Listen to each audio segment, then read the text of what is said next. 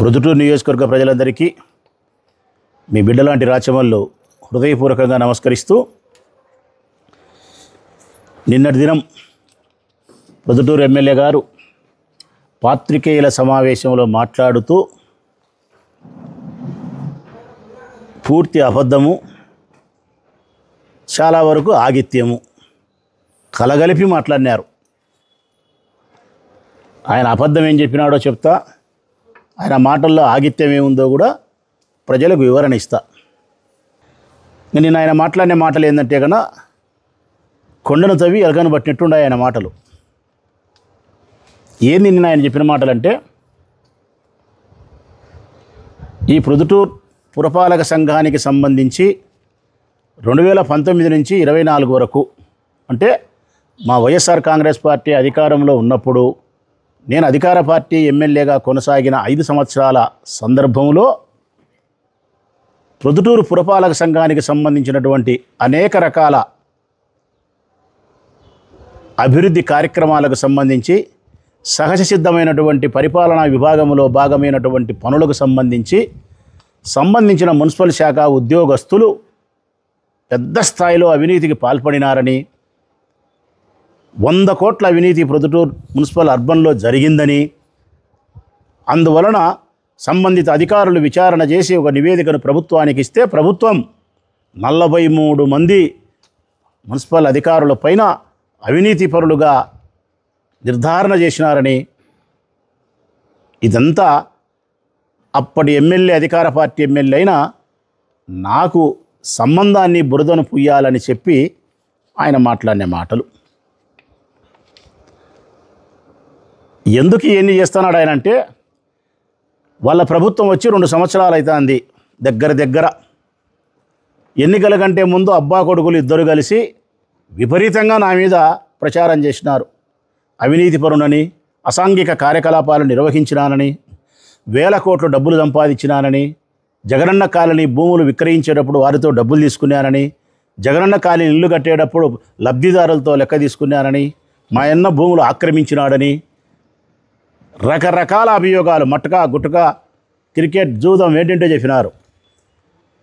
అధికారంలోకి వచ్చినారు. అధికారం వచ్చిన తర్వాత 1.5 సంవత్సరం అయినప్పటికీ కూడా నాపై ఒక్క అవినీతి ఆరోపణ కూడా రుజువు చేసుకోలేకపోయినాడు. ఆయన పెద్ద ప్రభుత్వం. ఫైనల్గా నేను చెప్పేది ఏంటంటే, ప్రజలకు ఇందులో 100 పైసల అవినీతి జరగలే. పెద్ద ఆయన చెప్పిన 100 కోట్ల అవినీతి పచ్చి అబద్ధం. ఆయన మాట్లాడిన ఆగిత్యం ఏంటంటే కనుక, ఈ 43 మంది ఉద్యోగస్తులకు ఏందో ఉరిశిక్ష పెంచనారు, అన్నవాన్ దీవులకు పెంచారని చెప్పినాడు. ఇది ఆగిత్యం. వాళ్ళ చిటికల వేలు మీద దుమ్ము కూడా తీసుకోలేరు. వాళ్ళు నేరం చేయలే. ఛార్జెస్ ఫ్రేమ్ చేసినారు. 15 రోజులు ఎక్స్ప్లెనేషన్ ఇస్తారు, మళ్ళీ మీరు సంతృప్తి చెందకుండా ఇస్తారు, మళ్ళీ 15 రోజులకి ఇస్తారు, ఆ తర్వాత మీరు ఇంక్రిమెంట్ కట్ చేస్తారు, దాని మీద వాళ్ళు కోర్టుకు పోతారు, కోర్టు తీర్పు ఇవ్వాలా. అంటే వాళ్ళు నేరస్తులని చెప్పి రుజువు కాకముందే, వాళ్ళు చట్టాన్ని ఉల్లంఘించినారా ఉల్లంఘించలేదనేది కోర్టులో తీర్పు రాకముందే, మీ పై అధికారులు సంతృప్తి చెందినారా చెందలేదనకముందే వరదరాజిరెడ్డి గారు స్టేట్మెంట్ ఇచ్చినారు. ఈయన ఒక పెద్ద ప్రభుత్వం అయినట్టు చెప్పినా కదా. చదువులే సందలే, చదివింది 7వ తరగతి, దున్నపోతులతో సేద్యము, మళ్ళీ దానితోడు వయసు పైబడింది. ఇంకా ఏమన్నా మాట్లాడితే వాళ్ళ కోపము, బాధ. నన్ను ముసలోడు అంటారే, నేను నీతో కుస్తీ పడతా, మైదుకూరు పరిగెత్తు మైదుకూరుకు, మళ్ళీ ఉండవు నీకే తెలుస్తుంది. పరిగెత్తి పెద్ద అయినా మైదుకూరుకు. ఇన్ని అబద్ధాలు నీకు అవసరమా? ఇన్ని ఆగిత్య మాటలు నీకు అవసరమా? ఏదో దేవుడు శివుడు వరం ఇచ్చినాడు. ఈ ప్రొద్దుటూరు ప్రజలకు ఎందుకో ఆ సంక్షేమ ఎన్ని ఎక్కువ డబ్బులు వచ్చాయని ఆశపడినారో, ఆ ఈవీఎం మిషన్లో ఏదో మీ దుమ్ దగ్గర జరిగింది, గెలిచినావు. రామకృష్ణ దగ్గరికి వచ్చినాం, 5 సంవత్సరాలు అధికారం నుండి అనుభవించామని చెప్పి ప్రజలకు ఏదన్నా 25 ఏళ్ళు నువ్వు సేవ చేయలే. ఇప్పుడన్నా చేసి ఇప్పదామనుకోకుండా ఇప్పుడు కూడా ఇంకా ఆగిత్యమా? ఇప్పుడు కూడా అబద్ధాలేనా? మళ్ళీ దానితోడు నా అవినీతి నిరూపిస్తే రాజీనామా చేస్తా. నేను చెప్తాను ఆ పెద్ద ఆయనకు, ఎన్నిసార్లు నిరూపించాలని నేను అవినీతి బా? ఆ యూట్యూబ్ ఛానల్ కొడితే ప్రజలకు 10 సార్లు వచ్చాది నేను చెప్పినట్టన్నీ. నిమ్మకాయల సుధాకర్ 6 కోట్లంట, లేకుంటే బాపనాయుడు చంపినదంట, లేకుంటే సునప నడిపోయినంట, లేకుంటే పైపు లైన్ లెక్క తీసుకునేదంట, లేకుంటే ఇంకోటి ఇసుకేదోళ్ళు ఇవ్వాలంట, లేకుంటే బ్రాంతి షాపులు లెక్క మొన్న చెప్పినాడు బంగారెడ్డి. నేను 36 సార్లు చెప్పినా. ఇంకా మళ్ళీ నీ చెప్పడం ఎందుకు? పాత క్యాసెట్ మళ్ళీ రివైజ్ చేసి అట్ట వస్తామను మళ్ళీ గడగడ వస్తాయి బయటికి అన్నీ నీ అవినీతి రామాయణం అంతా. నీకు మళ్ళీ మోజుంది చెప్పించుకోవాలనుకుంటే చెప్తా. ఇన్ని చెప్పడం ఎందుకు లేపా అనుకుంటే నీ పక్కనే ప్రత్యక్ష సాక్ష్యం ఉంది అవినీతి. మీ యొక్క అవినీతి, నీది నీ కొడుకు యొక్క అవినీతి ప్రత్యక్ష సాక్ష్యం నీ పక్కనే ఉంది ఈవి సుధాకర్ రెడ్డి రూపంలో. అది నిన్ను వెంటాడుతుంటుంది. ఈవి సుధాకర్ రెడ్డి బ్రతికి ఉన్నంతకాలం నిన్ను వెంటాడుతుంటుంది. అది ఆయనకు లెక్క బాకీ ఉండి ఆయనకు లెక్క ఇవ్వకుండా మీ స్థావరానికి మోసం చేసి రప్పించుకొని కుర్జీ కేసి తాళతో కట్టేసి ఎట్టంటే అట్ట కొట్టి ఆయన గుదంలో తుపాకీ పెట్టి సంపుతామని బెదిరించి ఆ ధనియాల రాఘవ ఇప్పుడు నిన్న పాపం లారీలు చీను కొట్టినాడట. ఎవరో చెప్తున్నారు వార్త సాక్షిలోనే చదివినే. ఆ రాఘవ పుణ్యానని చెప్పి బయటపడినాడు సుధాకర్ రెడ్డి సారు. మా సారు బయటపడినాడు. మా సారు మీద ఆ రోజు మేము కొట్లాడింది, మేమే పోరాటం చేసింది. మా సారుకు బాకిండి మా సార్ని మీ కొడుకు కొడితే లెక్క ఎగరగొట్టి ఇది అవినీతి కాదా పెద్ద ఆయన? ఇట్లాంటి ఒక 100 ఉన్నాయి చెప్పాలంటే చెప్పినా నేను మళ్ళీ పొద్దునకు చెప్పించుకోవాలంటే. నేను వరదరాజిరెడ్డి గారి అవినీతి పైన చాలాసార్లు రుజువు చేసిన ప్రజలారా. నేను ఎన్నిసార్లు రుజువు చేసినా ఆయన ఒక్కసారి కూడా రాజీనామా చేయకున్నాడు. ఎన్నిసార్లన్నా నేను రుజువు చేయి, ఒక్కసారి కూడా రాజీనామా చేయడు. నేను రాజీనామా చేస్తా అంటాడు. పెద్ద ఆయన ఇదంతా తొండి మోసం నీ ఆట. ఇదంతా తొండి బా. నీ వయసుకి ఇట్లా మోసం ఆటలు ఆడకూడదు. నువ్వు మాట ఇచ్చినావు రాజీనామా అని 10 సార్లు చెప్పినా, నేను నిరూపణ చేసినా. చెయ్యి రాజీనామా చెయ్యి. ఎట చేయాలబ్బాయి పెద్ద ఆయనతో ఇంత తొండి తిరుక్కున్నాడు. ఏ బయలుపడి సావాలని నేను ఇంత మోసం తిరుక్కుంటేనా? మళ్ళా సిగ్గన లేక నా అవినీతి 100 సార్లు నిరూపిస్తాను. ఈ అవినీతిలో నేను పొరలారలే. నువ్వు అవినీతిలో పుట్టినావు. నేను అవినీతిలో పొరలారలే. నువ్వు అవినీతిలో పుట్టినావు. లక్షండాయి నీ కొడుకు నీ చెప్పి చెప్పి చెప్పి నా నోరు నొచ్చాంది. అసాంఘిక కార్యకలాపాలు చేసేదంతా నీ పక్కనే ఉండారు. నిన్నలే మన మునివరను బెంగళూరులో పట్టుకుంటే ఇడిపించినావు. దేనికి ఇడిపించినావు? క్రికెట్ బూకీలంతా నీ పక్కన పెట్టుకున్నావు. దేనికి పెట్టుకున్నావు? ఇసుకదోలో నా కొడుకులు ఎవరు? భూములు ఆక్రమిస్తున్నారు ఎవరు? బెల్ట్ షాపులు నడిపేది ఎవరు? నిమ్మకాయల సుధాకర్ 6 కోట్లు లెక్క తీసుకునేది ఎవరు? ఒక్కదానికి నీ దగ్గర సమాధానం లేదు. అన్నిటికంటే దారుణమైన అవినీతి నీదేం తెలుసునా? దారుణమైన మోసం ఏం తెలుసునా? దారుణమైన అన్యాయం ఏం తెలుసునా? మనం డబ్బు సంపాదించాలని, దండిగా జాక్పాట్ కొట్టాలని, రూపాయి పెట్టి ₹1 కోటి కొనాలని లాటరీ కొంటాం. రాజస్థాన్ లాటరీ, మహారాష్ట్ర ఇంకో లాటరీ కొంటుంటాం. తగులుకుంటే తప్పు లేదు.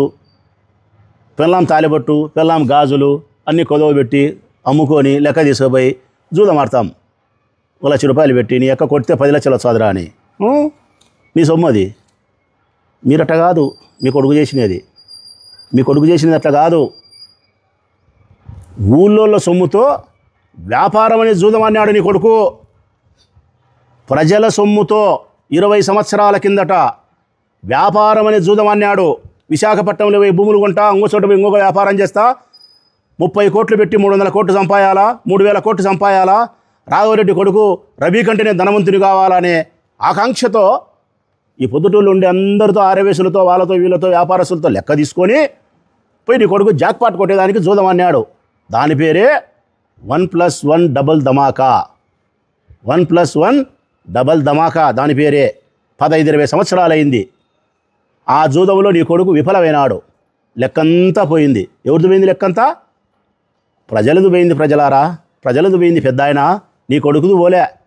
మేము జూదం ఆడినామనుకో మా పిల్లల ఈ తాలిబొట్లు గాజులు మాయిపోతాయి. నీ కొడుకు జూదం ఆడితే ఊళ్ళో లెక్కలు పోతాయి. నీ కొడుకు జూదంలో గెలిచినాడు అనుకో, వ్యాపారం అనే జూదం అంటే మళ్ళీ క్లబ్ కాదు, వ్యాపారం అనే జూదంలో గెలిచినాడు అనుకో, 80 పైసలు నీ కొడుకు, 20 పైసలు ₹3 వడ్డీతోనో, ఒకటికొకటి లక్షకు లక్ష అని చెప్పి వాళ్ళకి కడతాడు. వస్తే నామాయ, పోతే నీమాయ, కనుక్కుంటే కొండయ్య, కనుక్కోకుంటే గచ్చకాయ. ఇదేనా నీ నీతి? అప్పులు కట్టినారా మీరు? నీ వెనకమడి నందం రామయ్య, నీ వెనకమడి చాలామంది ఆరవయసులు, చాలామంది మాల్సులు ఉండాయన పేర్లు చాలా చెప్పినామన్నా. వీళ్ళందరూ ఉండేదానికి కారణం ఏంటికి? బాకీలు కట్టక నువ్వు బాకీలు కట్టి మాట్లాడు. నిమ్మకాయల సుధాకర్ 6 కోట్లకి ఎన్నికిచ్చి మాట్లాడు. మిగతా హత్యలకు సంబంధించి బాపనాయని చంపిన దాని గురించి సమాధానం చెప్పి మాట్లాడు. నా మీద హత్యా ప్రయత్నం చేసిన దాని గురించి సమాధానం చెప్పి మాట్లాడు. ఆరవేసులను శివగణేశును కొట్టినది దేనికి లెక్కక కాదా, కిడ్నాప్ చేసినది సమాధానం చెప్పి మాట్లాడు. ఈవి సుధాకర్ను లెక్క కోసం మీరు కొట్టినారా లేదా సమాధానం చెప్పి మాట్లాడు. పైప్ లైన్లో లెక్క తీసుకునేది నిజమా కాదా? 14-19లో పైప్ లైన్ వర్క్లో లెక్క కాదా అని చెప్పు. 201 నీ రూమ్లో హైదరాబాద్లో ఎమ్మెల్యే క్వార్టర్స్లో బంగారెడ్డి చెప్పినట్టు బ్రాంతి షాపు లెక్క నీకు ఇస్తే వేమారెడ్డి అన్న, గొలవలూరు వేమారెడ్డి అన్న, అది పక్కన వడ్డీకి ఇచ్చి ఆ వడ్డీ అసలు అంతా కలిపి ఎలక్షన్లకు వాడుకునేది నిజమా కాదా? ఆనాడు నేనుండా నీతో. పత్తిగింజ మాటలు. మళ్ళా ప్రజలారా, ఈ ప్రొద్దుటూరు పురపాలక సంఘంలో ఏ ఉద్యోగస్తుడు ఆయన చెప్పినట్టు 100 కోట్ల అవినీతి కాదు కదా, 100 పైసల అవినీతి జరగలే. నిబంధనలకు కాస్త విరుద్ధంగా వ్యవహరించినారని ఛార్జ్ ఫ్రేమ్ చేసినారు.